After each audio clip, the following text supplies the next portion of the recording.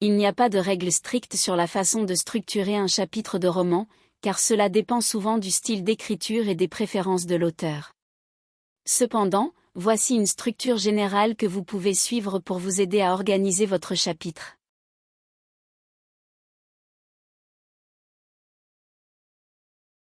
Introduction. Débutez votre chapitre en captivant l'attention du lecteur et en établissant l'atmosphère ou l'environnement dans lequel se déroule l'action. Pour capter l'attention du lecteur, vous pouvez commencer par une scène intrigante, un dialogue intéressant ou une description évocatrice. Par exemple, vous pourriez commencer par une action intense, un moment de tension ou un mystère qui incitera le lecteur à vouloir en savoir plus.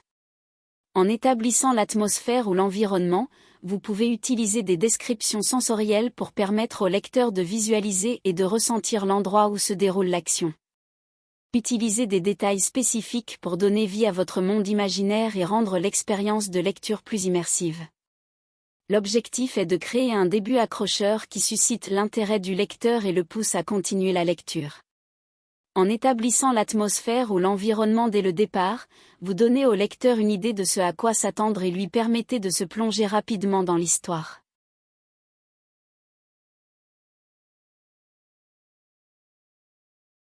Objectif du chapitre. Introduisez l'objectif principal du chapitre. Quelle est la motivation de votre protagoniste pour ce chapitre et quelles sont les étapes principales de son voyage ou de son développement pendant ce temps? L'objectif principal du chapitre est essentiel pour maintenir l'intérêt du lecteur et faire avancer l'histoire. Il s'agit généralement de ce que le protagoniste cherche à accomplir ou à résoudre dans ce chapitre spécifique.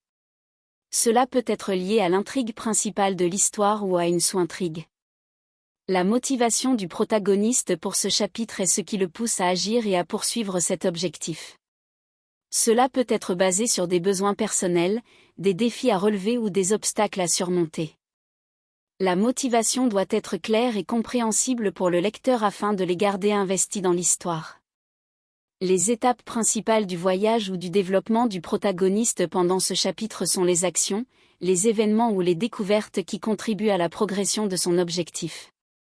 Ces étapes peuvent se présenter sous la forme de conflits, de rencontres avec d'autres personnages, de révélations ou de moments de prise de décision. Veillez à ce que chaque chapitre ait un but précis et qu'il serve à faire avancer l'histoire ou à développer les personnages. Cela aide à maintenir le rythme et l'intérêt du lecteur tout en permettant une évolution cohérente de l'intrigue.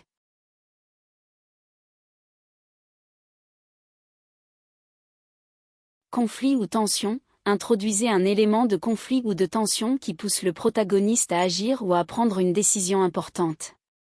Cela peut être un obstacle à surmonter, un dilemme à résoudre ou un événement inattendu qui perturbe le cours normal des choses. Pour illustrer ce conseil, supposons que vous écriviez une histoire sur un étudiant qui rêve d'entrer dans une université prestigieuse. Tout semble se dérouler selon le plan du protagoniste, jusqu'à ce qu'il découvre qu'un autre élève rival est sur le point d'obtenir la dernière place disponible dans cette université. Cet événement inattendu crée un conflit ou une tension pour le protagoniste, qui doit maintenant décider de la manière d'agir. L'élément de conflit ou de tension peut prendre différentes formes. Il peut s'agir d'un obstacle physique, tel qu'une montagne à escalader ou un adversaire à vaincre. Il peut également s'agir d'un dilemme moral, où le protagoniste est confronté à un choix difficile entre deux options apparemment contradictoires. Ou encore, cela peut être un événement inattendu qui perturbe les plans du protagoniste et oblige ce dernier à réagir de manière décisive. L'introduction d'un conflit ou d'une tension dans une histoire ajoute de la profondeur et de l'intérêt narratif. Cela crée des enjeux pour le personnage principal et motive les lecteurs à poursuivre la lecture afin de découvrir comment le protagoniste surmontera l'obstacle, résoudra le dilemme ou fera face à l'événement inattendu. En somme, l'introduction d'un élément de conflit ou de tension dans une histoire est un moyen efficace d'engager le lecteur et de créer des scénarios dramatiques qui poussent le protagoniste à agir ou à prendre des décisions importantes.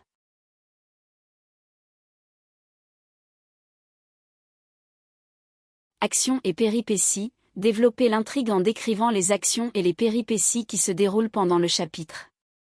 Assurez-vous d'inclure des descriptions vivantes et des dialogues réalistes pour donner vie à vos personnages et à leur environnement. Voici comment vous pouvez les inclure de manière vivante et réaliste. Commencez par une description de l'environnement, décrivez le cadre dans lequel se déroulent les actions et les péripéties. Utilisez des mots descriptifs pour donner vie à l'endroit où se trouvent vos personnages.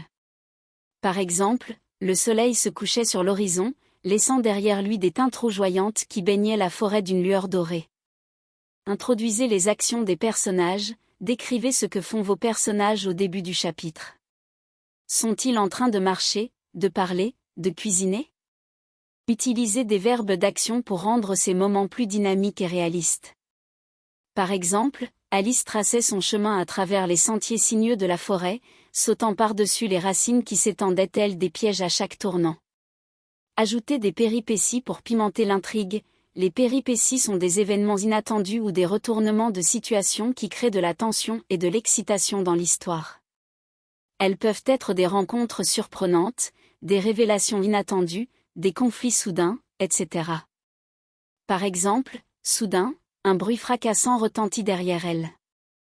Alice se retourna pour découvrir un énorme ours qui se dressait devant elle, grognant et montrant ses crocs acérés.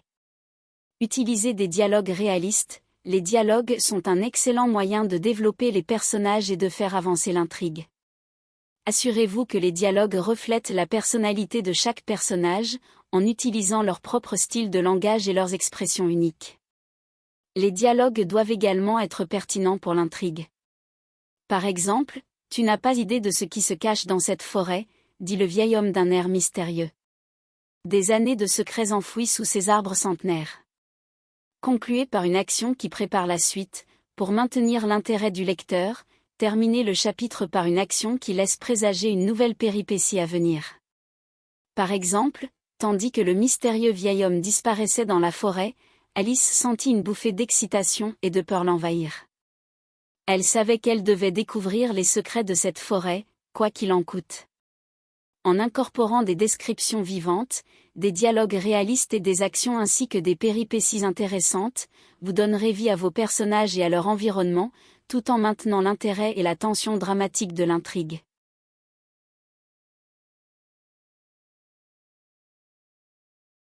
Montez du suspense ou de l'intérêt, introduisez des moments de suspense, de tension ou d'intérêt croissant qui gardent les lecteurs engagés et les incitent à continuer à tourner les pages. Cela peut être fait par des révélations inattendues, des rebondissements dans l'intrigue ou la résolution partielle d'un conflit. Pour ce faire, vous pouvez utiliser différentes techniques. Tout d'abord, les révélations inattendues sont des moments où vous dévoilez des informations surprenantes ou inattendues qui peuvent changer la direction de l'histoire et surprendre les lecteurs. Ces révélations peuvent être des secrets révélés, des personnages qui se révèlent être différents de ce qu'ils semblaient être, ou des retournements de situation qui prennent les lecteurs par surprise. Ensuite, les rebondissements dans l'intrigue sont des événements soudains et surprenants qui modifient le cours de l'histoire. Cela peut être un retournement de situation dramatique, une trahison inattendue ou une nouvelle menace qui surgit. Les rebondissements créent de la tension et maintiennent l'intérêt des lecteurs en les tenant en haleine pour savoir comment les personnages vont réagir face à ces changements. Enfin, la résolution partielle d'un conflit consiste à résoudre partiellement ou temporairement un conflit existant dans l'histoire. Cela permet de donner au lecteur un sentiment de progression et de satisfaction, tout en maintenant l'intérêt grâce à d'autres conflits en suspens. Par exemple, si un personnage résout avec succès une énigme, cela peut apporter un soulagement temporaire, mais d'autres défis peuvent encore exister. En utilisant ces techniques, vous pouvez créer une dynamique qui maintient les lecteurs engagés, curieux et désireux de continuer à lire pour découvrir ce qui se passera ensuite.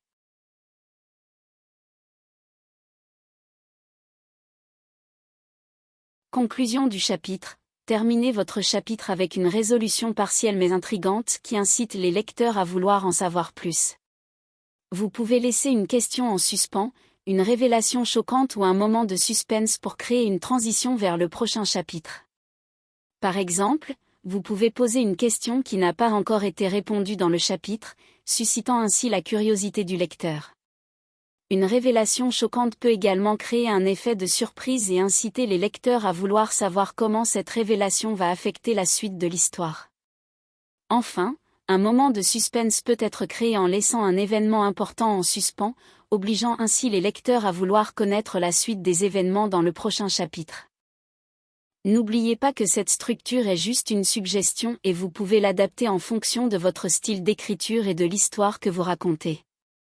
L'important est que chaque chapitre ait une raison d'être, qu'il fasse avancer l'intrigue ou le développement des personnages, et qu'il maintienne l'intérêt du lecteur.